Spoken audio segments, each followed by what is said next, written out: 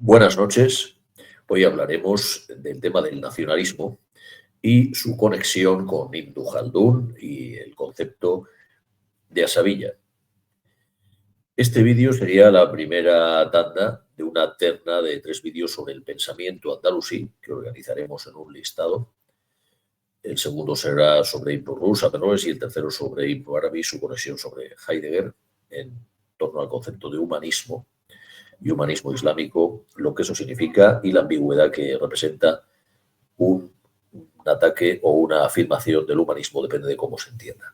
Pero ahora hablaremos de Ibn Khaldun, inaugurando esta terna, primera parte, pensamiento andalusí. Ibn Khaldun, en efecto, era de origen andalusí porque su familia era de Sevilla, él nació en la capital de Túnez, en Tunisia, y aunque era de origen andalusí sevillano, se tuvo que exiliar al norte de África, como tantos andalusíes y moriscos después, por guerras civiles, guerras con los cristianos, etc. Era de origen árabe, un linaje árabe puro que se remontaba al Yemen, a la ciudad de Hadramut, en el Yemen, como tantos andalusíes que eran de origen árabe, como el propio Ibn Arabi, que se remontaba también al famoso poeta de Arabia, al-Jatimi. De ahí el apellido de Ibn Arabi, el árabe, ¿no?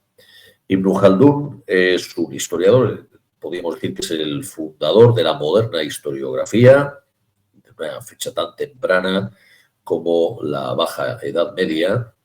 Ibn Khaldun es el antecesor, aunque no lo mencione y no lo cite, de Oswald Spengler en su decadencia de Occidente, su concepto de cultura que no es tal y como entendemos, sino que es otra cosa. Él lo copia literalmente del concepto de Ibn Khaldun de Asavilla, que veremos lo que significa. Pero el mayor, a nuestro entender, académico, experto en la temática nacionalista, es nada más y nada menos que Gellner, en su Naciones y Nacionalismo, que él sí que confiesa su deuda con Ibn Khaldun y sí que menciona que su concepto spengleriano en el fondo, pero él le da otro enfoque, de nación como comunidad imaginada, él lo saca de esta obra magna, la Muqaddima, que venía a ser, es la introducción a su monumental obra sobre la historia, la introducción a su obra sobre la historia de Ibn Khaldun. Está en Fondo de Cultura Económica, traducido, Ibn Khaldun, Muqaddima, introducción a la historia universal. Aquí desarrolla, entre otras cuestiones, pues el concepto de valor, que luego sería clave en el marxismo, y el concepto de Asavilla, clave para el entendimiento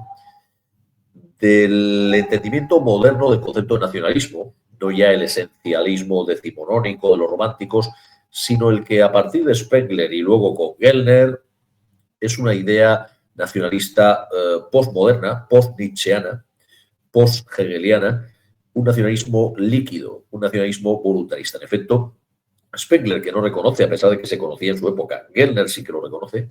Spengler, supongo que por presunción, no quiso reconocer esa deuda. Y Spengler deslinda claramente su idea de cultura, opuesta a la civilización, la deslinda claramente de todo biologicismo, de todo materialismo biológico. Él la entiende como algo espiritual, como una adhesión espiritual que se transmite por generaciones, pero no de una manera biológica, no es un esencialismo, no es una sustancia, no es una cosa en sí, sino una realidad de tipo espiritual que él vincula con la filosofía de Leibniz, con el vitalismo germánico, nietzscheano también, la idea de voluntad de poder. Y Gellner lo denomina también con la misma óptica que Spengler, pero él es un liberal, no es un derechista como lo era Spengler, que en años decisivos se postula claramente como un derechista y un reaccionario, por eso el título de la obra, hay que escoger entre derecha e izquierda. En cambio, Gellner era un hombre de Soros, de George Soros, y seguidor de Popper, de la sociedad abierta. Gellner sigue el mismo entendimiento de la idea de nacionalismo que Spengler, una idea postmoderna, líquida, de nacionalismo voluntarista y no esencialista, pero Gellner hace ese análisis, pero su conclusión es liberal. Nuestra postura sería un intermedio entre ambas, la postura extremista, organicista, a pesar de no ser biologicista y de no ser un nacionalismo esencialista, pero que busca una hegemonía cultural en torno a la élite patricia, como desarrolla en años decisivos, ahora que remitimos que hemos comentado largo y tendido en este canal, Islam Morisco Español. La otra postura extrema, también a nuestro entender, es el liberalismo contractualista de Gellner, y entre esas dos posturas, esta postura liberal contractualista en la que la nación se difumina, y la postura que no esencialista, pero sí una aspiración organicista en torno a una idea de cultura fuerte y unos ligámenes reaccionarios que se defienden a vida o muerte, como se expone en años decisivos. Nuestra postura es intermedia, es un centro que es la misma de Ibn Khaldun, en la que se basan ambos autores, y es la siguiente. Nosotros siempre hemos defendido, remitimos a un vídeo que hicimos contra el racismo, las razas no existen. Tuvimos un debate con el profesor, su excelencia González Ferrín, que él es próximo a las tesis de Gellner, es liberal, popperiano, pero no es jacobino, entiende que la sociedad debe ser multicultural, pero tampoco le gustan los esencialismos, ni los de tipo centralista, ni los de tipo plurinacionalista, y en ese sentido hace el mismo diagnóstico de la idea nacional como comunidad imaginada, pero no se suma a una defensa esencialista en el plano político. Nuestra postura es la siguiente. En el plano político estamos con Gellner, estamos con la idea contractualista. Las sociedades deben ser un acuerdo, un pacto. No debe haber una imposición hegemonista. Debe nacer toda sociedad, no como creía Hegel por esta idolatría que hace del Estado en su reproche a la idea de contrato social de Rousseau. El jacobino y luterano Hegel cree que el Estado precede a la ley natural, que niega su existencia, niega también la existencia de la sociedad civil. No hay un previo al Estado para Hegel, como expone en su filosofía del derecho y en su libro que recomendamos, La razón en la historia. En cambio, Rousseau, sí, el fundador en Europa, pero que esto ya viene de la Escuela de Salamanca, de Francisco Suárez, de los jesuitas y de los dominicos, Francisco de Vitoria, ellos sí, Bartolomé de las Casas, ellos tenían un entendimiento escolástico de la sociedad como un contrato. Esta idea de la sociedad como un contrato, de la que nace el liberalismo político, esta idea de la sociedad como un contrato se encuentra en la tradición semítica. De hecho, la palabra contrato que utiliza Rousseau y la escolástica, el neoescolasticismo hispánico, viene directamente de la palabra hebrea brit, que por cierto utiliza la logia Minay Brit, pacto, que los anglosajones traducen por covenant, pacto, brit, hijos del pacto. En la tradición islámica también se entiende que la sociedad nace de un juramento de fidelidad. Un juramento de fidelidad tanto de el que tenían históricamente las tribus con el jefe de tribu, como en el Islam, ya después de la época de la Jahilía, el juramento de fidelidad al emir. Por lo tanto, es un modelo contractualista, y la relación con otros pueblos, con pueblos no musulmanes, también es contractualista, como se ve en la Constitución de Medina. Entonces, a nivel político, nosotros, siguiendo aquí a la tradición de la neoescolástica hispánica, a la propia tradición islámica o al propio Rousseau, que en otros aspectos no era tan progresista, como en eso acierta la Benoit, hemos leído el contrato social, lo estudiamos en su momento, y efectivamente él echa de menos una legislación no humana. De hecho, envidia y cita al Islam como un ejemplo que él envidia de una legislación revelada, y él dice que el hecho de que se tenga que legislar humanamente va a llevar a problemas, a roces y a fricciones. O sea, él tiene ese elemento, entre comillas, podemos decir, si nos atamos a estas definiciones, progresista en la estructura de la sociedad que debe ser consensuada, pactada, pero él dice que una vez hecho ese pacto, defiende que la mejor forma política es la dictadura. Esto también lo dice Francisco Suárez, exactamente igual que Rousseau. Un pacto, pero después la mejor forma de la dictadura. Y la tradición islámica es exactamente lo mismo.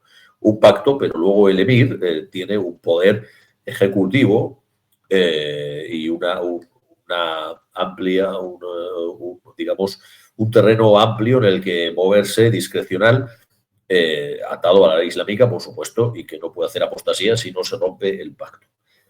Esta es la tradición contractualista. A nivel político, esa es nuestra tradición. Gil Robles también la defendía cuando dijo aquel famoso la derecha española tradicional, que nosotros diríamos centro. También la defendía cuando el Parlamento, después de aprobarse la Constitución de la Segunda República, dijo aquella famosa frase de acatamos pero no compartimos. Y la fundamentó en el derecho natural católico, es decir, esta ley natural que viene de la neoscolástica hispánica, etc. Por cierto, nada de contractualistas tiene esta nueva extrema derecha que se dicen hispanistas, ¿no? Nada de contractualistas con sus llamados al golpe de Estado, su exaltación de Franco, del 18 de julio, etc. Su esencialismo organicista, por cierto, que reprochó Gil Robles como panteísmo. Bien, nosotros estamos a favor del contractualismo en todo tipo de sociedad política, porque si no fuera así, si no hubiera contractualismo, aparte de lo arbitrario que eso supondría, el absolutismo de los reyes luteranos, por eso Suárez escribe esta defensa fidei contra este derecho divino de los reyes que defendían los jacobinos. Hay esa pinza entre jacobinismo y maquiavelismo, este absolutismo político. Luego el liberalismo tiene ese punto absolutista también cuando defiende una legislación puramente creada por hombres y se opone a la ley natural, pero están en su razón cuando defiende la soberanía popular. Estamos de acuerdo con este contractualismo porque si no, esto se escapa de las manos. Aquí cada uno impondría su modo de sociedad y esto es un caos, como lo que defienden los apologetas de la leyenda rosa de que vale la pena cortar cabezas de antropófagos para salvarles. Estamos en contra de eso. Hay que respetar, como decía Bartolomé de las Casas, la jurisdicción, el derecho a autodeterminación, la soberanía, el derecho a cada uno regirse por su sociedad y no tenemos derecho a imponer, aunque sea el bien, no tenemos derecho a imponer el bien. No tenemos derecho. De hecho, imponer el bien es un mal. Es preferible el mal no impuesto que el bien impuesto. Eso ya lo explicó Bartolomé de las Casas y toda la escolástica, ¿no? Ante comunidades constituidas.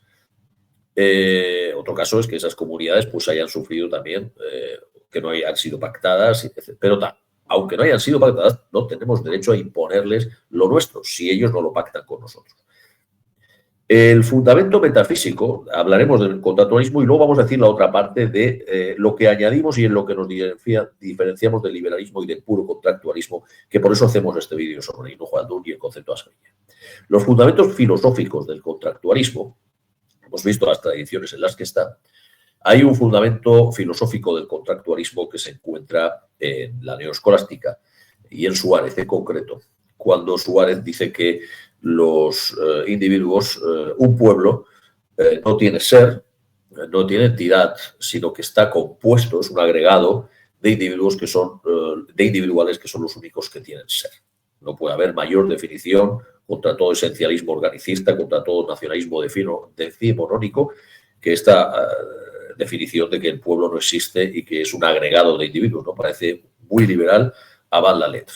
Y ahí es cierto cuando los liberales lo reivindican, pero en otras cosas no pueden reivindicar, ¿no? Como su defensa de una ley divina, una ley natural, la defensa de la dictadura, los fueros, etcétera, etcétera, etcétera. Hay una ambigüedad, una zona ambigüedad que es el tránsito de la Edad Media a la modernidad. Pero el fundamento filosófico de esto, en Suárez, se encuentra, que lo cita en sus disputaciones metafísicas, en la idea aristotélica de que no existen los entes colectivos. Esto es clave, este es el momento clave de este vídeo. No existen los entes colectivos. Esto se encuentra en la metafísica de Aristóteles.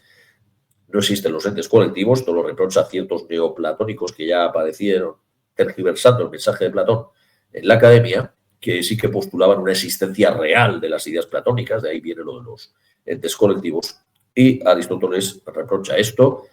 Es interesante un libro sobre Aristóteles de la profesora de la UNED, Teresa Oñate, que ella sí que reivindica cierta existencia en los entes colectivos, no en las ideas que ella deslinda, a nuestro entender, equivocadamente, de las esencias o usías, que para ella sí que tendrían una entidad universal, no siendo individuales y no siendo del mundo físico, sino del mundo intangible. Estamos en contra, lo hemos refutado a nuestro entender en nuestro libro Sufismo, Metafísico y Occidente, donde aquí defendemos la tradición clásica aristotélica y no esta innovación que ella hace, una especie de intento de restitución del paganismo, como ella misma reconoce que es su motivación frente a la tradición abrámica, pero es desde la cordialidad y del respeto esa discrepancia, ¿no? El fundamento, por lo tanto, filosófico-metafísico es que no existen los entes colectivos, solo existen los entes individuales. Y aún, si vamos más profundo, pero no es el tema aquí, y ahora no toca, que solo existe un ente, una entidad, que es el ser, Bujutan Butlak, pero eso en Spinoza hace ese desarrollo, por cierto, de Suárez, a través de la filosofía de Suárez. Claro, en el momento que solo existen los entes individuales, no puede haber una política fundada en los entes colectivos. Eso ya porque es un error metafísico. Le remitimos a nuestro vídeo refutación del racismo. Las razas no existen. Luego lo vamos a poner al final de este vídeo el enlace para remitir ahí como complemento de este vídeo. Las razas no existen los entes colectivos. Y aparte de que es un error metafísico postular una política basada en entes colectivos, lleva también a la guerra civil, a que cada uno quiera imponer su esencialismo particular. Dicho todo esto, ahora pasamos a la otra parte y el motivo de este vídeo. Dicho todo esto, precisando que somos contractualistas, etc., hay que reconocer que en otro ámbito de cosas, en otro nivel discursivo, sí que existen los entes colectivos. Y esto no puede tener traslación política, porque sería la guerra civil, etc., pero sí que tiene que tener algún tipo de traslación. Es decir, las sociedades sin el entendimiento de esto acaban secándose. Hace falta lo que llaman coiné, algún tipo de coiné, de vertebración, de chicle, de pasta común que haga de enlace de pegamento social, porque si no, acaba produciéndose el mismo efecto que queremos evitar, que es el gueto, la guerra civil, el conflicto, el compartimiento estanco de los grupos y tribus, el tribalismo y la falta absoluta de entendimiento. Hace falta algún mínimo común denominador que no es óptico, no se va a encontrar en el mundo de los individuales, ni es político, ni puede hacerse política con eso, pero que está en otro plano, en un plano, digamos, espiritual, y que si las sociedades pierden eso, esa coiné, ese sentido, si pierden eso, se desmembra, ¿no? Esto es lo que ve Ibn Khaldun y a esto lo llama asabilla. Spengler a esto lo llama cultura. Para Gellner, que hace el mismo análisis, esto es prescindible y es innecesario. Basta con una sociedad liberal. Gellner era popperiano, y un hombre de Soros que trabajaba en la Universidad de Soros de Praga, luego llevada a Budapest. Finalmente, Orbán la cerró, ¿no? Cerró y expulsó a Soros y a sus hombres de Hungría, porque él es un esencialista, precisamente, un esencialista. Nosotros ya hemos dicho que estamos en esta zona media, en esta vía intermedia de centro entre el esencialismo o sus reconfiguraciones voluntaristas spenglerianas y el liberalismo contractualista puro y duro de Gellner, sin, digamos, añadir un leitmotiv que vertebre la sociedad.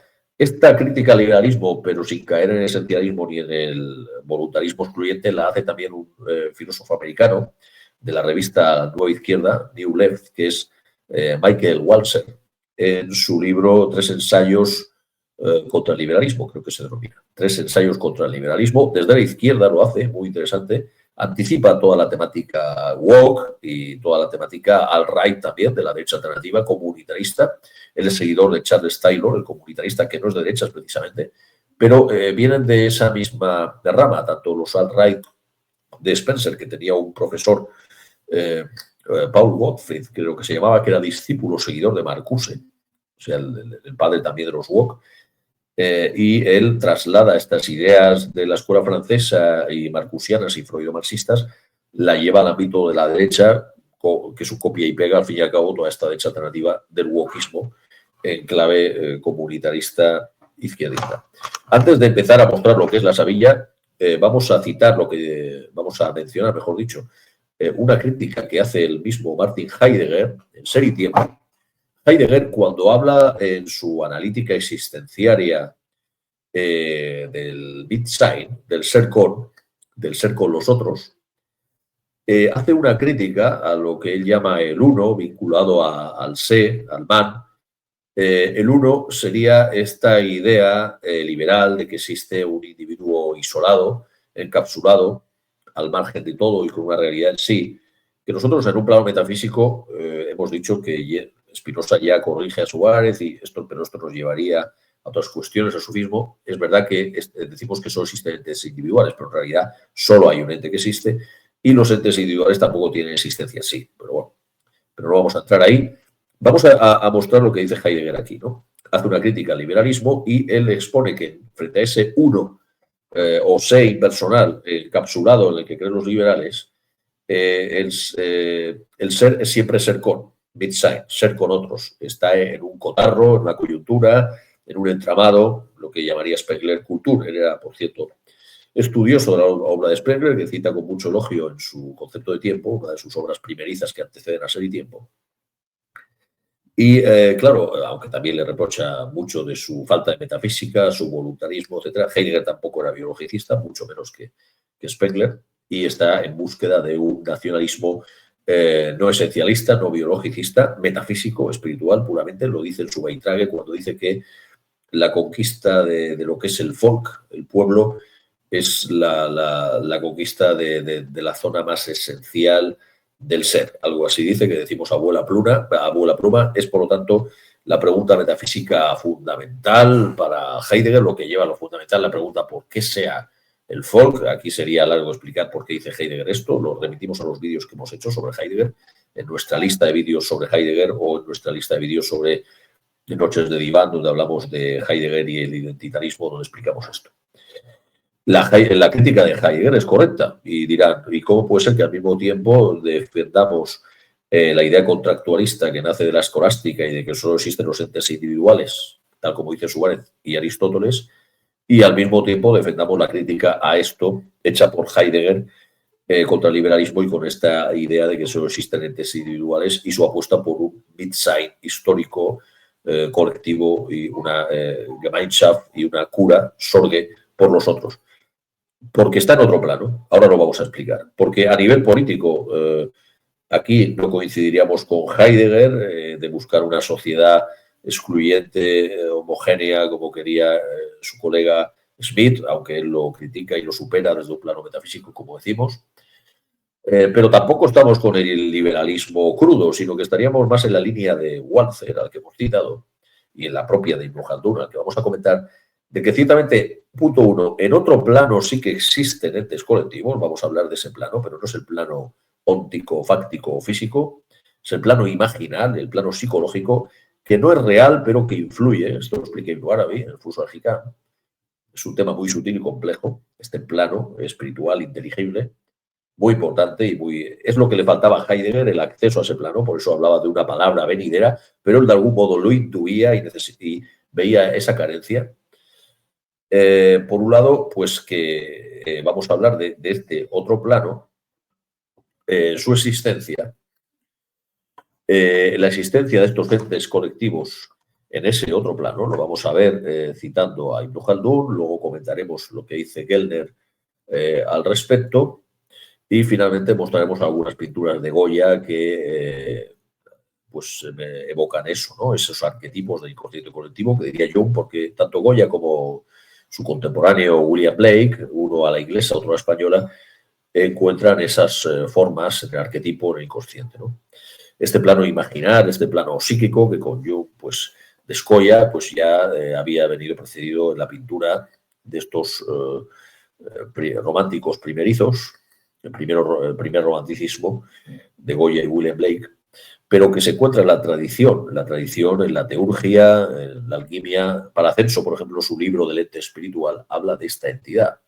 Algunos en ocultismo lo llaman egregor, es decir, entes colectivos, espíritus colectivos. Hay espíritus individuales y también hay espíritus colectivos. Por cierto, que Jung define al arquetipo como la idea platónica. Para nosotros todo esto es lo mismo. La idea platónica, el arquetipo, los entes son realidades del mundo inteligible. Pero dentro de esas realidades del mundo inteligible hay un amplio abanico, un amplio inventario de posibilidades innumerables, inteligibles, no reales en sí mismas, pero influyentes, un tema muy complejo, salvo el espíritu divino y la esencia divina, que es existente, su esencia y su existencia, ¿no? El resto son entidades inteligibles, espíritus inteligibles. Detrás de cada cosa hay un espíritu, dice Ibn Arabi, también Paracelso dice lo mismo, pero influyentes y Una mutua coacción entre la realidad fenoménica y esta realidad inteligible están en mutua coacción, como explica Ibn Arabi y ya habían explicado otros autores previamente, ¿no? El mismo Avicena, ¿no? Entonces, vamos a ver que en este otro plano tiene razón, por tanto, Heidegger en su crítica al liberalismo, pero nosotros no lo llevamos al plano político, no del todo, como quiere hacer él, pero tiene razón en apelar a que hay otro plano en la que sí que hay entes colectivos. Y por lo tanto, el liberalismo solo está viendo un plano. Pero este otro plano no es real, no es óptico, pero es influyente. Vamos a ver de qué es de lo que estamos hablando, que es el concepto de asabilla, que podemos traducir por solidaridad colectiva, y que esto genera una realidad no real, pero influyente. Imam Shafi critica la idea de asabilla. El Islam era crítico con esta idea porque llevaba al tribalismo, al paganismo, al fanatismo. No hagáis extremismo, dice Allah en el Corán, que es lo que perdió los pueblos antiguos. Claro, esta crítica de Imam Shafi es porque esto llevado a la política es como lo que decíamos que lleva a la guerra civil, al tribalismo. Pero si no lo llevamos a la política y en la política mantenemos este contractualismo que mencionábamos, sin excesos, si tenemos en consideración esta realidad en el plano que le es propio, el plano imaginal, vemos su necesidad como un aceite vertebrador del motor de una sociedad y que si falta, esta sociedad acaba como expone Ibn Khaldun, magistralmente, anticipando a Spengler, por cierto, esta sociedad acaba por, si no tiene una coine, una cultura que pues, que sea su eje diamantino, por decir así, que la imamante, pues esta sociedad acaba por resquebrajarse, se atomiza, ¿no? Se atomiza, justamente cae en aquello que se quiere evitar, el tribalismo. Pero ¿cómo apelar a eso sin llevarlo a la política? Ese es el tema de nuestro libro, El ser de España, por cierto. No queremos hacer política con eso, no queremos ser esencialistas, queremos ser contractualistas, pero eso de algún modo hay que tenerlo en cuenta. Porque si eso desaparece, si ese ámbito desaparece, no hay pegamento. Y ese ámbito, si se oculta como el inconsciente, va a salir por otro lado. Va a salir por otro lado y ahí tenemos a la extrema derecha. O sea, si esa cosa no se vehicula, no se encauza, va a salir por otro lado. Y va a salir en la forma de extrema derecha, tribalismos. Vamos a leer lo que dice Ibn Khaldun sobre ese concepto asabía, que él claramente, igual que los que venían después de él, que hemos mencionado, lo deslinda del biologicismo, de la genealogía, de la sangre, es otra cosa, es una cosa no física, no óptica, imaginal, psicológica, psíquica, espiritual. Él no va al plano espiritual todavía, porque no es su campo, pero va apuntando a ello, y a pesar de que en este libro pues, habla de alquimia, pero siempre desde fuera. En Ibn Arabi, en otros autores que hemos mencionado, para Paracelso, sí que se ahonda y se detalla en ese campo espiritual. Vamos a leer lo que dice Ibn Khaldun en la página 267, Fondo de Cultura Económica, sobre el significado de asabilla, el capítulo séptimo, que titula así: la asabilla solo opera mediante coligaciones basadas en la nación o en otros vínculos análogos. Dice, los lazos sanguíneos constituyen una fuerza que casi todos los hombres reconocen por un sentimiento natural. Una de sus influencias es la que impulsa al individuo a preocuparse por el estado de sus parientes y allegados, todas las veces que ellos sufran una injusticia o que se enfrenten al riesgo de perder la vida. Hay un refrán árabe, por cierto, famoso que dice que todo pueblo tiene uno que le defienda, ¿no? Y seguimos. Pues el mal que se causa a un pariente nuestro, al atropello que comete contra él, la agresión de que es víctima. Citamos la frase, la ley del Corán: Allah ha colgado los vínculos de parentesco de su trono. Pues el mal que se causa a un pariente nuestro, el atropello que se comete contra él, la agresión de que es víctima y todos los perjuicios que pueda sufrir, nos parecen tanto como atentados cometidos contra nosotros mismos. De suerte que quisiéramos, bueno, aquí está haciendo una fenomenología de esta fuerza de los vínculos de parentesco, que ahora mostrará él que es psicológica y no esencialista biologicista, pero que opera y tiene su realidad, ¿no? Sentimiento connatural al hombre que existe en su corazón desde su aparición sobre la faz del mundo. Cuanto más inmediato es el parentesco entre los coligados, más íntima es la unión y más sólida. Ello es la influencia de los lazos sanguíneos que se manifiestan en su mutuo socorro y en toda su conducta. Tal afinidad por sí sola es suficiente para producir ese resultado cohesivo.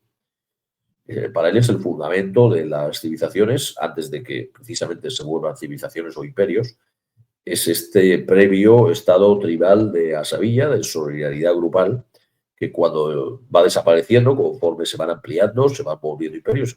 Spengler hace un copia y pega de Ibn Khaldun en esto, con cultura y civilización. Cuando esto desaparece, ese pueblo cae. Esto Spengler lo llama los patricios.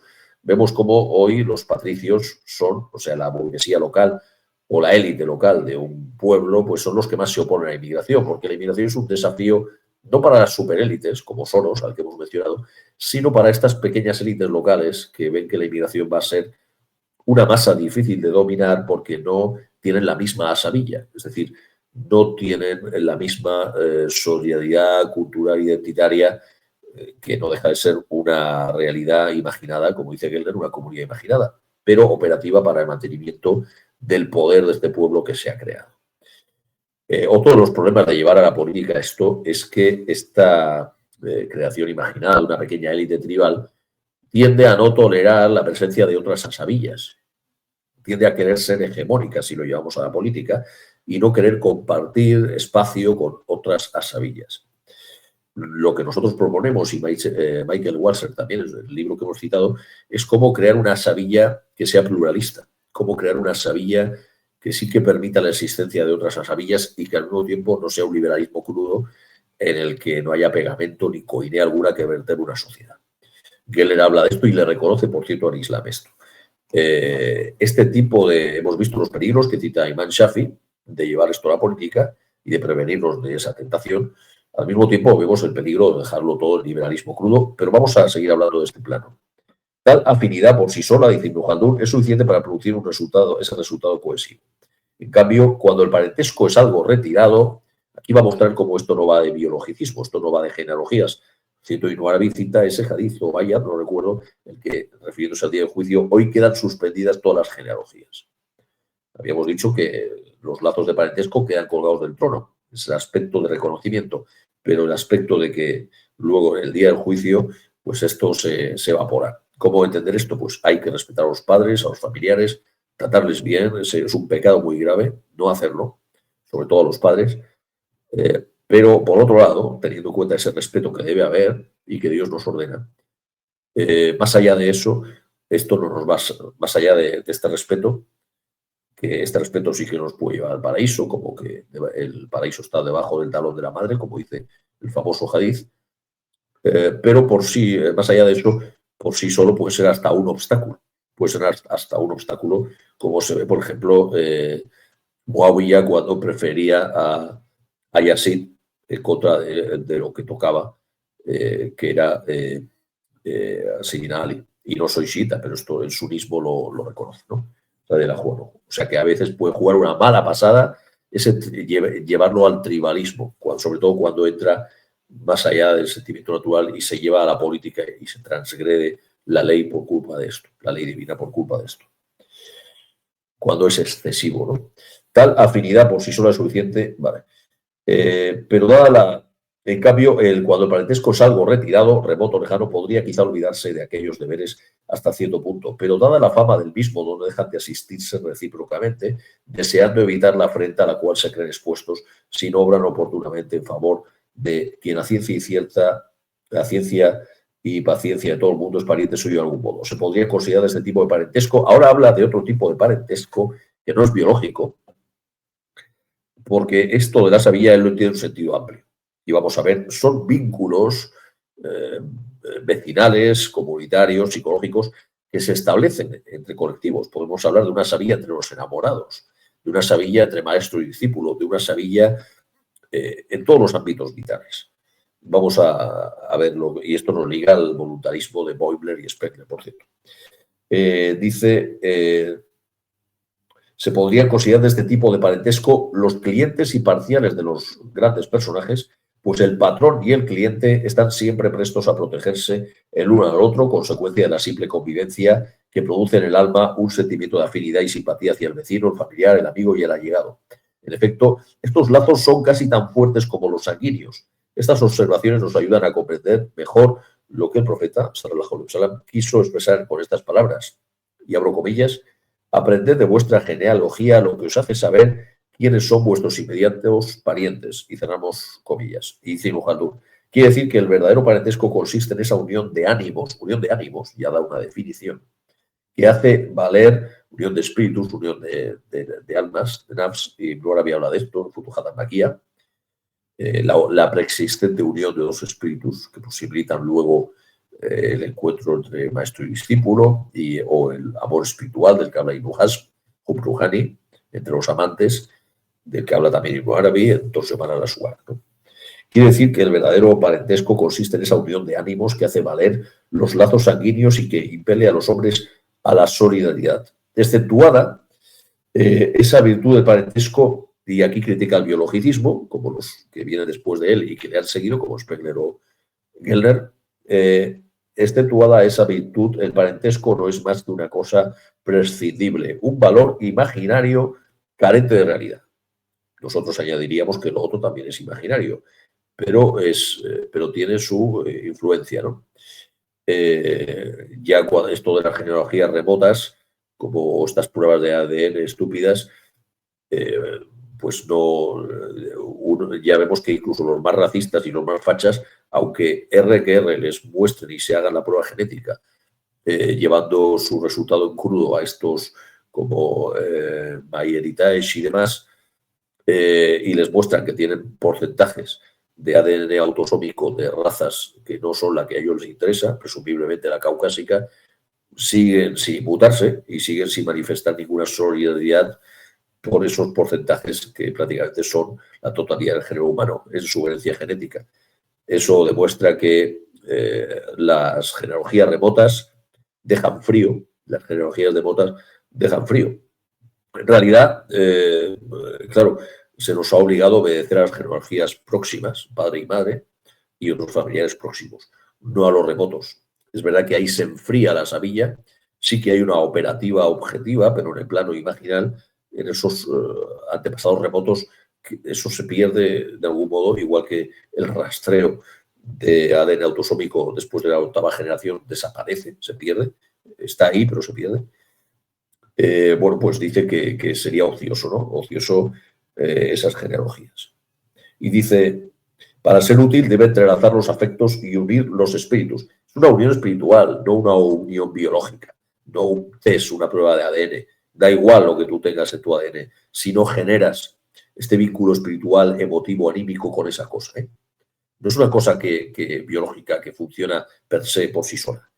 Hay que hacer ese acto volitivo espiritual de visionar esta unión de los espíritus. Si no, no hay nada. Si esta unión es evidente, estimula a las almas hacia ese lazo de simpatía y afinidad que les es natural. El parentesco cuya existencia se basa tan solo en viejos recuerdos no ofrece ventaja alguna. Pierde incluso la importancia que la opinión le asigna. Aun quien se ocupe de ello, su pena sería en balde y se entregaría a un acto de ociosidad censurado por la ley, dice. Pues dice un jicam aquí, un refrán que dice: la genealogía es un conocimiento inútil cuya ignorancia en nada perjudica. Creo que es Omar al-Khattab el que dijo este hadith. Significa, dice Ibn Khaldun, que los vínculos de parentesco, cuando dejan de ser completamente manifiestos y se convierten en tema de estudio y de investigaciones, pierden hasta el valor que la opinión pública les otorga. Como esos arianistas que hablan de raza indoeuropea y de estas chorradas. En cambio, donde eso sigue presente, como los gitanos, pues ahí sí que hay una sabía real y no un ficticio de sabía, siendo que la sabía no es algo material, algo anímico, pero que opera. Igualmente, cesan de despertar aquel sentimiento de afecto y solidaridad a que conduce el espíritu de la sabilla, volviéndose enteramente inútiles. Bueno, queda claro que entiende Ibn Khaldun por la sabilla no es una genealogía biológica ni sanguínea, sino que es un estado de ánimo objetivo y real, pero no en el plano real, o sea, no en el plano físico-material, sino en el plano inteligible, generando espíritus. Cuando se habla del Volksgeist, el espíritu del pueblo que decían los románticos alemanes y Herder, o el espíritu custodio que decía Eugenio d'Ors y los católicos hispánicos, o el ángel custodio de cada nación y toda esa fraseología, hay una parte de realidad ahí, porque efectivamente esta sabilla, este amor mutuo, esta solidaridad mutua que se establece entre grupos, entre colectivos, que queda clarísimo, hasta ahí Mujadú lo dice, no necesariamente raciales, no necesariamente sanguíneos, grupos de cualquier índole, enamorados, maestro y discípulo, grupos profesionales, grupos políticos, etcétera, etcétera, tribus que pueden adoptar a alguien. Cuando se establece eso, se genera lo que los ocultistas llaman un egregor, una realidad colectiva espiritual existente per se, que convoca o pasa a ser la actuación, la influencia de una entidad irreal en sí misma, pero influyente. Esto es muy paradójico, pero explica Ibn Arabi que son los espíritus, arwah, que están en el alam al-arwah, el mundo espiritual. Hay un espíritu que es real, que es el espíritu de la realidad muhammadiana, sallallahu alaihi wasallam, el espíritu que viene de la orden de Allah, pero otros espíritus son entelequias, pero influyentes, que están detrás de ellos, pues el ilmu huruf, las letras como estructura de la realidad, los números como estructura de la realidad. Cuando se genera esa sabilla, es convocado uno de estos espíritus. Esto se hace conscientemente o inconscientemente. Si se hace conscientemente con un grimorio, con una teurgia, con un asrar, como describe Paracelso en su libro del ente espiritual, que habla de una voluntad. Hay una tríada aquí, ¿no? Que es la voluntad, la palabra y la operativa, ¿no? Primero la idea, la intención, la voluntad, luego la palabra que pronuncia esa voluntad y finalmente la operativa, escribiéndola, llevándola a la letra o llevándola a la acción. Lo explica Ibn Arabi también en el Fusul al-Hikam, así se genera la manifestación. Y en el plano de la teurgia o de los asrar, como se dice en árabe, los secretos, en su aspecto satánico, la magia, cuando se hace por el mal y por el satanismo, cuando se hace dentro de la ley divina, el asrar, la teurgia, las ciencias de los arcanos. Pero que esto también sucede en el plano profano, es decir, en el plano profano, aunque no lo sepa y aunque no sea consciente de ello, lo explica Paracelso perfectamente en su libro El ente espiritual, alguien puede estar generando ese espíritu, ese egregor, aunque no lo sepa, puede estar generándolo. Se puede estar generando ese egregor, ese espíritu colectivo que actúa y que tiene su poder y que incluso se puede manifestar en nuestro plano físico como una entelequia. Esto es lo que las pinturas de Goya intentan transmitir, esa existencia de un inconsciente colectivo, de un espíritu colectivo que se manifiesta en ciertos colectivos como arquetipos del ser español, del espíritu del pueblo. Un goyesco, Goya funda el esperpento, dice Valle Inclán, en su libro de la lámpara maravillosa, Valle Inclán habla de la raza española y la entiende como esos arquetipos goyescos que operan en el inconsciente colectivo del pueblo español. Vamos a leer lo que dice Gellner, primero cómo entiende Gellner el tema nacionalismo, que lo entiende igual que Ibn Khaldun, como una sabilla, él lo llama comunidad imaginada. Naciones y nacionalismo de Gellner lo pueden encontrar en Alianza Editorial y él sí que reconoce su deuda, al contrario que Spengler, él sí que reconoce su deuda con Ibn Khaldun y que su idea de nacionalismo es la misma. Pero aquí describe Gellner lo que él entiende por nacionalismo, con una paradoja. Abrimos comillas. Dice Gellner, la imagen que de sí mismo tiene el nacionalismo, la imagen que de sí mismo tiene el nacionalismo y su verdadera naturaleza se relacionan de forma inversa y con una perfección irónica que pocas veces se ha visto siquiera en otras ideologías triunfantes. Esta es la razón por la que creemos que en términos generales no podemos aprender demasiado acerca del nacionalismo estudiando de sus profetas, ¿no? Cerramos comillas. Es decir, que es una comunidad imaginada. Una comunidad imaginada que, dice Gellner así, lo que el nacionalismo vende, o sea, lo que el nacionalismo dice de sí mismo, de su nación, no tiene nada que ver con la realidad objetiva. Es una realidad imaginada, ¿no? Es típico que cuando le dices a un racista, pero ¿cómo explicas que la raza blanca superior, o la que sea, ¿no?, es superior dado el estado actual de alcoholismo, degeneración, nihilismo en el que se encuentran, por ejemplo, las razas nórdicas? Pues siempre te sacan eso de su virtualidad, siempre tienen una respuesta. Su virtualidad es superior, está en potencia, solo falta que aflore. Tiene una respuesta para todo. Y cuando ellos te dicen, pero mira, los menas y no sé qué, esas razas tercermundistas envilecidas. Y ahí le digo, oye, pero aquí no aplicas el argumento de su potencialidad está por aflorar. Ahí no, ahí no, ahí cuenta solo el factum, ¿no? El hecho positivo fáctico. O sea, estos, como un mago de la chistera, van sacando argumentos, porque al final esto no tiene ningún argumentario, o sea, es volitivo puro, o sea, volitivo puro. Más allá de que ellos no saben que los entes colectivos no existen. Pero es un... ¿qué es entonces el nacionalismo? Pues no es una nada, o sea, no es una cosa que tenga correspondencia con la realidad. En ese sentido, el nacionalismo, y por eso Heidegger lo apoyaba tanto, desvinculado del biologicismo y purificándolo de esa manera espiritual, como la cita que hemos citado de su Beitrage, de sus aportaciones. ¿Por qué el nacionalismo por primera vez, sobre todo después de Nietzsche, con este nuevo nacionalismo que emerge, el neonacionalismo lo llamaba Junger, que él no era prácticamente ni siquiera nacionalista, porque ni creía en la cultura ni en la biología, sino solo en ese voluntarismo colectivista que describe en El Trabajador, ya no en términos nacionales ni identitarios, sino cosmopolitas, pero una asabilla cosmopolita, similar a la del Islam que va a definir, ahora lo leeremos también Gellner. Este nacionalismo, decíamos, como es un no tiene correspondencia con la realidad, y la ventaja que le ve Heidegger es que supera por primera vez la idea metafísica occidental, que viene del tomismo, de adecuatio, que la fórmula de Tomás de Aquino, la realidad es la adecuación del entendimiento con la cosa. Adecuatio, adecuatio intelecto res, ¿no? Algo así es la fórmula latina, la adecuación entre el intelecto y la cosa.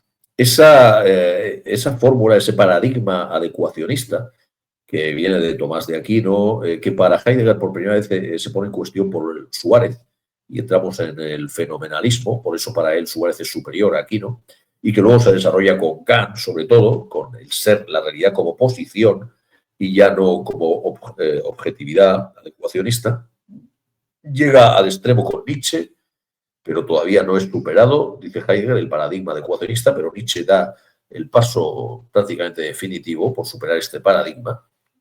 Citemos el aforismo de la aquella ciencia guardémonos, que es una apelación a una verdad no científica, no objetiva, no positiva. Hay una fórmula que dice Nietzsche en su voluntad de poder, es subjetivo, pero también es mío. No, la frase es, no es solo subjetivo, es mío. Cerramos comillas, ¿no? Esa búsqueda de ese pensamiento venidero que no sea adecuacionista, que sea voluntarista, pero que al mismo tiempo sea verdad. Hacer del devenir el ser, es la fórmula de la voluntad de poder, ¿no? Tanto Nietzsche como Heidegger dan palos de ciego, intentan balbucear en esta nueva donación de verdad que todavía no les acaba de sobrevenir, pero Ibn Arabi y algunos estos teúrgicos como Paracelso sí que ya sabían de lo que estamos hablando y no balbuceaban, porque este es un pensamiento venidero que se ha cerrado al occidente tomista, al occidente materialista, al occidente de la objetividad científica. Es el ámbito de lo psíquico, de lo imaginal, no de la realidad objetiva en sí, sino de una realidad espiritual, inteligible, imaginal, pero influyente en sí. Remitimos para entender todo esto a nuestro libro Sufismo Metafísico y Occidente. Comunidad imaginada llama Gellner. La virtud para Heidegger del nacionalismo entendido así, no del nacionalismo decimonónico esencialista, ni tampoco el de los nazis, sino de este nuevo nacionalismo a partir de Nietzsche que se estaba gestando en autores de la Conservative Revolution como Junger, Speckler o Beubler. Es nacionalismo líquido, su virtud es que por fin acaba con el paradigma objetivista, al no corresponderse con la realidad, en la cita que hemos dicho de Gellner, al no tener correspondencia con la realidad, sino ser una pura abolición. Para Heidegger esto es en la zona de ambigüedad máxima. Puede desembocar o en máxima medianoche en nihilismo, el máximo nihilismo, la máxima pérdida de la verdad, el mayor oscurecimiento, o esta alborada de la nueva donación de ser, de la nueva verdad post-adecuacionista. Pues por eso es tan importante y por eso se adhirió al nazismo, pero intentándolo llevar a eso que fracasó. El nazismo realmente existente no era lo que buscaba él, que no era un nacionalismo esencialista, biologicista, excluyente, sino esta asabilla que se encuentra en Ibn Khaldun y que él daba palos de ciego para ver cómo se da cuenta de esta realidad, de este otro plano, y cómo el liberalismo deja seca a la sociedad sin una coiné, sin un sercón que la vertebre, y eso acaba saliendo por otro lado además, ¿no? Vamos a leer otra cita de Gellner sobre el Islam, que en el Islam sí que ve un entendimiento de una comunidad política no excluyente, pero antes vamos a mencionar algo de la relación que tenía con Soros, y por eso su liberalismo, su contractualismo crudo, popperiano. Gellner nos dice en la introducción del libro Alianza Editorial, Naciones y Nacionalismo, Gellner, la Universidad Centroeuropea en la que él trabajaba fue fundada por Soros, exactamente, por Soros, el gran magnate, patrocinador de los woke y de los identitarios, de eso no se habla, patrocinador también de los identitarios de derechas. La Universidad Centroeuropea fue fundada por Soros, por aquel entonces su sede estaba en Praga, luego se trasladó a Budapest, la ha cerrado Orbán, por cierto, este esencialista identitario de derechas la ha cerrado. La Universidad Centroeuropea se concibió expresamente como una expresión de los valores occidentales liberales de la ciencia y la sociedad abierta. Es decir, la metafísica que condiciona este liberalismo no es ya realmente la aristotélica de los neoscolásticos, de que solo existen los entes individuales, sino que en el fondo el adecuacionismo viene de ahí. Que eso tiene su verdad, pero está tapando el otro plano del que estamos haciendo mención continuamente en este vídeo, que es el plano psíquico-imaginal que por fin, después de Nietzsche y con Jung, con Heidegger, empieza a vislumbrarse, ¿no? Aquí es un objetivismo científico popperiano total, de herencia atomista, este objetivismo crudo y mostrenco en el que solo existe la realidad positiva objetiva, ¿no? Que en el fondo eso también puede llevar al racismo biologicista, por cierto. O sea, así que no vemos qué parapeto puede ser eso frente a las amenazas del nacionalismo biologicista. Los valores occidentales de la ciencia y la sociedad abierta. No estamos nosotros en esa línea, no es un tema de defender la realidad objetiva de la ciencia tal y como la entiende el cientificismo occidental. Sí que creemos en la objetividad, pero no solo la objetividad positiva, sino la objetividad lógica y del mundo inteligible, que este Popper de la filosofía analítica nominalista no cree en la realidad del mundo inteligible. Mucho menos si además hablamos de este plano inteligible que es el de los espíritus y demás, ¿no? Dice, seguimos leyendo, la deuda filosófica de Gellner hacia Popper y su labor de desenmascaramiento tanto del nacionalismo como del marxismo, sumadas a sus raíces checas, hacían de él la elección ideal, es decir, la elección ideal para Soros, para capitanear su universidad centroeuropea. De ahí la importancia de Gellner, el hombre de Soros, en esta función de desnazificación y de un cuestionamiento que hemos mencionado en nuestro vídeo sobre el Club de Roma, Habermas, ese patriotismo constitucional, es decir, este patriotismo liberal, pero que para nosotros no tiene pegamento alguno y vemos lo que está pasando, ¿no? Cómo están de descosidas las sociedades atomizadas. Hace falta, por tanto, una asabilla. Vamos a leer lo que dice una asabilla, pero cuidado, no llevada a la política, sino entendida. Vamos a ver lo que dice Gellner del Islam. Le reconoce al Islam Gellner, dice lo siguiente. Dice, hay algunos casos especiales que merecen un comentario aparte. La civilización islámica de la era agraria ilustró con claridad nuestra tesis de que las sociedades agrarias no tienden a usar la cultura como definidora de unidades políticas, es decir, no llevan a la política esto. En otras palabras, que no tienen especial propensión a ser nacionalistas. Aquí va describiendo el califato como era plurinacional, pluralista, no étnico, ¿no? Dice la laxa corporación de los ulemás, líquida, laxa, que marcó la pauta y ejerció el control moral en el mundo musulmán tradicional, era transpolítica y transétnica. Y una vez que el califato, junto con sus pretensiones monopólicas de proporcionar un único techo político en toda la comunidad, se desintegró, no estuvo vinculada a Estado alguno y menos a una nación. El Islam popular de las sauyas, los santuarios y de los linajes sagrados, los urafá, por el contrario, y por lo que se refiere a las unidades de cierta entidad semejantes a estados históricos y nacionales, era subétnico y subpolítico y favorecía y reforzaba a las vigorosas unidades autodefensivas y autogestionarias locales.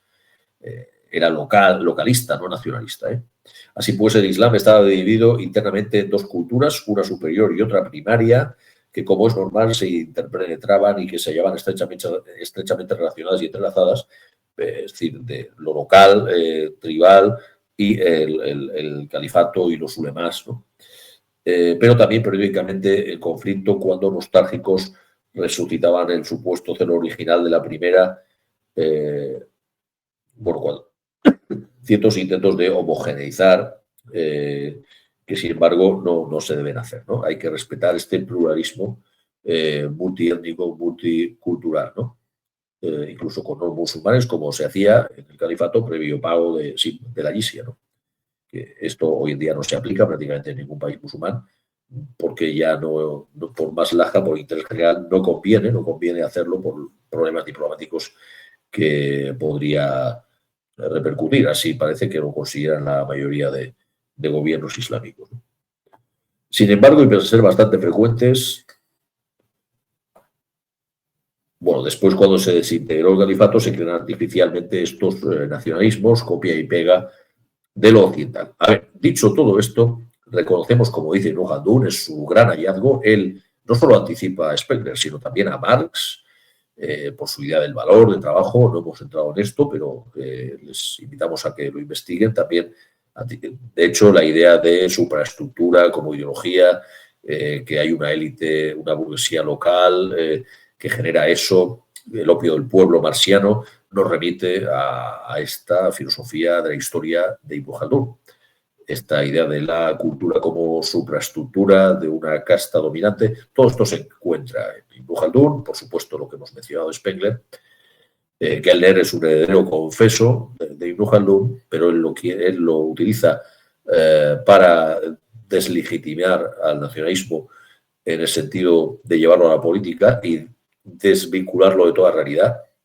Nosotros estamos de acuerdo con que se tenga que apartar de la política, pero no estamos de acuerdo con su cientificismo de desvincularlo de toda realidad, porque hay otro plano que no es el óptico, un plano inexistente pero vinculante, que es el plano imaginal, el plano espiritual, donde es operativo y actúa. Hemos mencionado el egregor, etc. De algún modo esto habría que encauzarlo en la política, dando un pegamento a las sociedades. Esta es nuestra apuesta, también era la de Ibn Khaldun, que como fenomenólogo de la historia muestra que sin esto, sin este pegamento, sin este vínculo de solidaridad, todo se desmorona por muchos pactos y contratos que haya. Vemos que hoy en día sería el tema de otro vídeo, a la UMA y a los musulmanes en España y en muchas partes del mundo nos falta este pegamento más allá de nuestra conciencia islámica, pero aparte de eso, este es el hallazgo de Ibn Khaldun, que aparte de lo real, de lo contractual y de lo racional, hace falta un tipo de pegamento emotivo, imaginal, psicológico, espiritual, en este sentido de imaginería común. Sin eso, como hay en las familias, en los matrimonios, en los padres e hijos, sin esa idealización, podemos decir, entre comillas, en el sentido de que hablamos, sí, de este mundo arquetípico, de este mundo visionario y real, pero vinculante e influyente, sin eso se resquebraja. Se ve en las familias, se ve en los grupos políticos, sin esa litúrgica, digamos, litúrgica que tiene en común con el paganismo, es lo del tótem, ¿no? El tótem de la tribu, pero que no hay que llevarlo ahí, no es una forma de adoración, sino una estructura psíquica de solidaridad colectiva. Occidente ha perdido esto totalmente, por cierto, y vemos como cuando esto se reprime, ahí están los hallazgos de Freud y de Jung, cuando esta libido se reprime, aparece en formas extremas como el nazismo, compulsiones o el estalinismo, formas extremas de negación, de destrucción, ¿no? Ha de vehicular, es difícil encontrar la fórmula, pero esto ha de vehicularse de algún modo. También es verdad que esto sale por sí solo, ¿no? Si te pones a hacerlo es que ya no lo tienes, si te pones a hacerlo es que lo quieres introducir en la política, y si te pones a hacerlo es que ya has perdido su plano y su punto de vista, que es un plano sutil, no un plano óptico, ¿no? Pero de algún modo hay que hablar de ello, e intentar entre todos ver cómo se puede convocar, cómo se puede volver a coser las sociedades.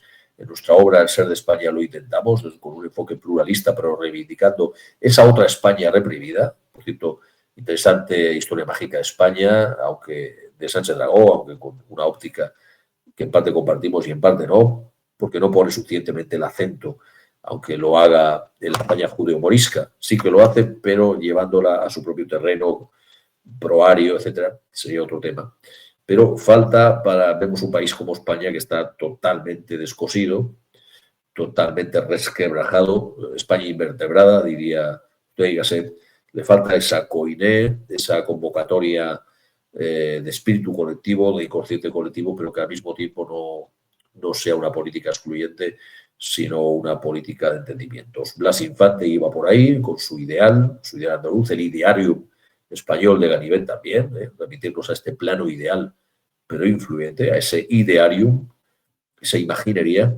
Y hablando de imaginería, Valle Inclán lo intentó con Esperpento, que crea Goya, él nos confiesa, se inspira en Goya. Si vemos Goya, Saturno devorando a sus hijos, aquí han visto sus intérpretes como la representación del cainismo español, del arquetipo del inconsciente colectivo del pueblo español, de la España negra que él vivió, que luego inspiraría las pinturas truculentas del tremendismo, ¿no? Usando la terminología de Cela, ¿no? De Gutiérrez Solana,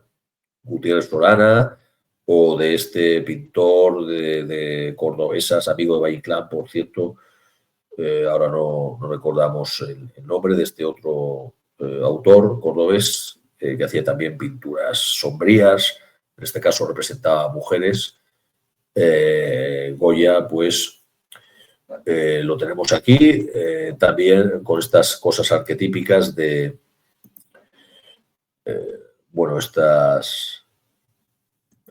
de inconsciente colectivo, de espíritus, Saturno, ¿no? Aparece ahí, habíamos hecho el vídeo sobre Kubrick y el cubo. Aquí pues aparece lo demónico, ¿no? Que lo demónico sí que nos lleva a un plano real, no puramente inteligible, no puramente imaginal, que es el plano psíquico de los genios. Si lo ponemos en Aquelarre de Goya, es otra pintura que, claro, el encuentro con estas entidades también es difícil que se dé en el plano físico, en el plano imaginal, en el plano sutil y psíquico, en la TAIF, tanto con los espíritus como con otras entidades reales como son los genios, pero que circulan en ese ámbito intermedio, se puede dar ese encuentro, ¿no? Y eso es lo que, como precedente de Jung, muestra Goya, ¿no?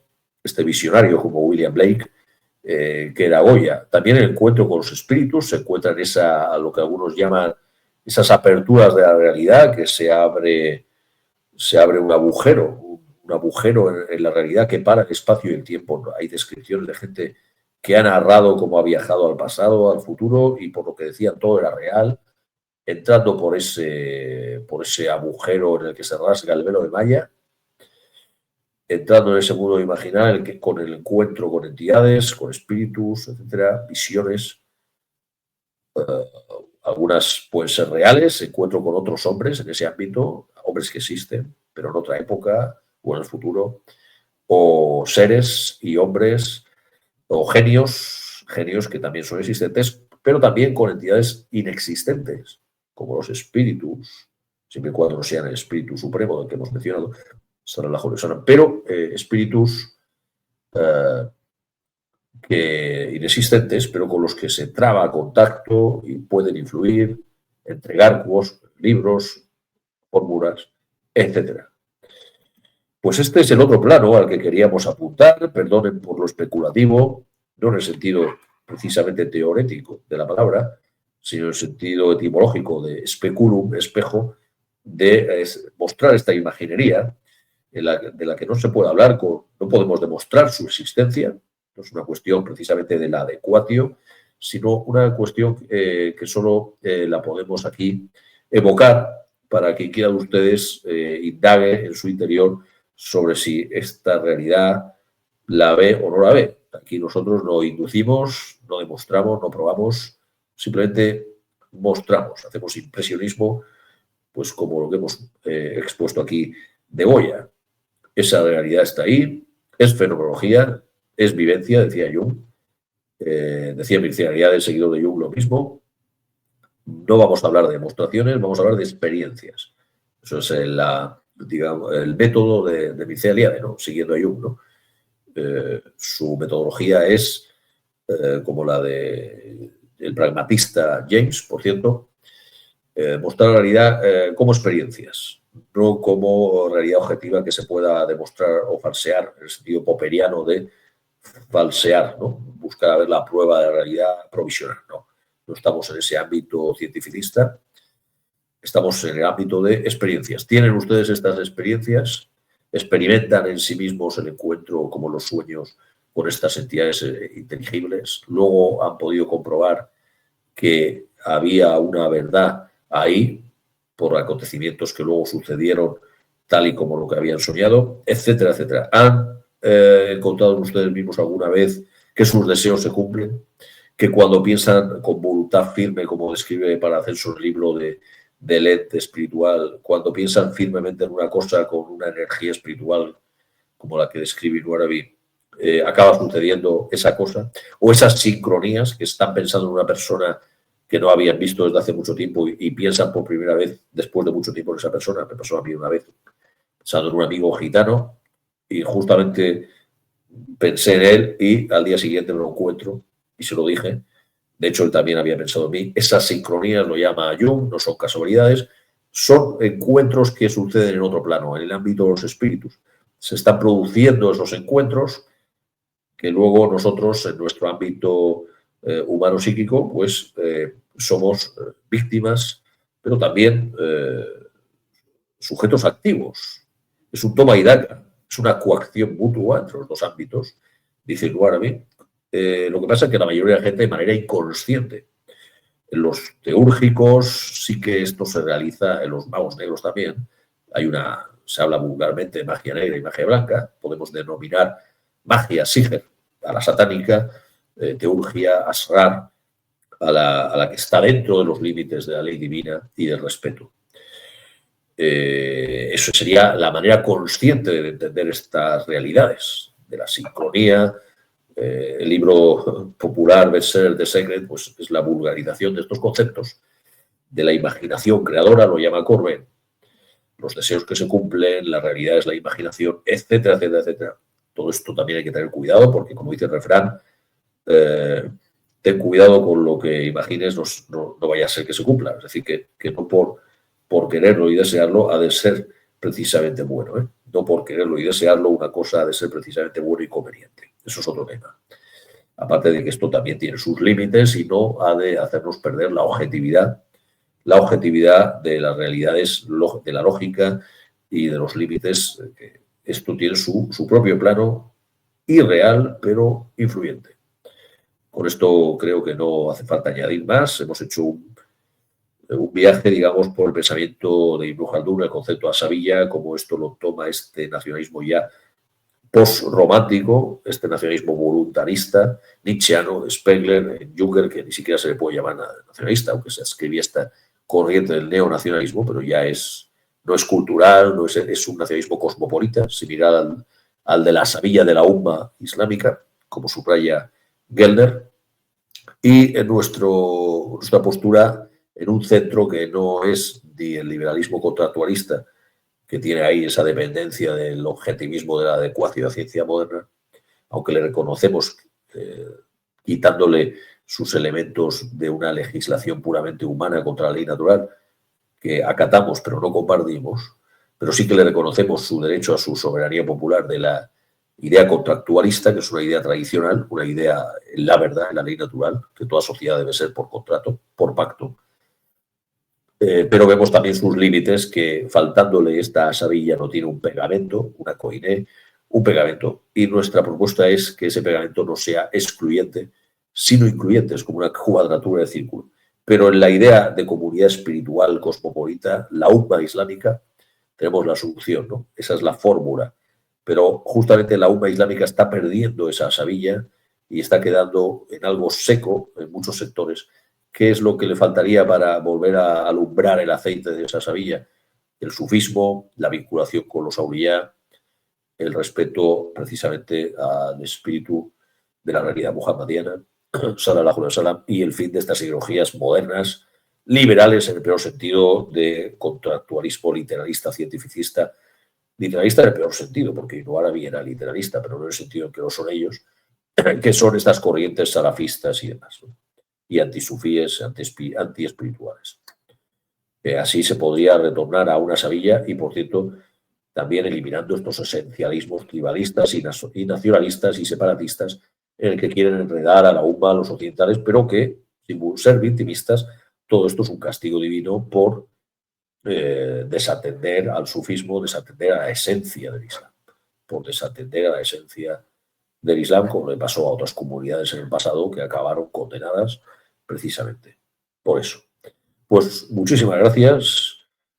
También tampoco queremos, dejamos claro, llevar esto, lo de la Sevilla, a la política, que sería el caos. Es ese equilibrio, ese intermedio que estamos proponiendo aquí, que se encuentra en el trabajador de Juncker, esa propuesta, por cierto, lo podemos denominar así, ¿no? Como un globalismo no liberal o un globalismo con la Sevilla, una globalización sagrada, o si se quiere, un nacionalismo cosmopolita, o sobre la base de un pacto social, un pegamento. La propuesta también de Michael Walzer en 3 ensayos contra el liberalismo. Muchísimas gracias. Buenas noches.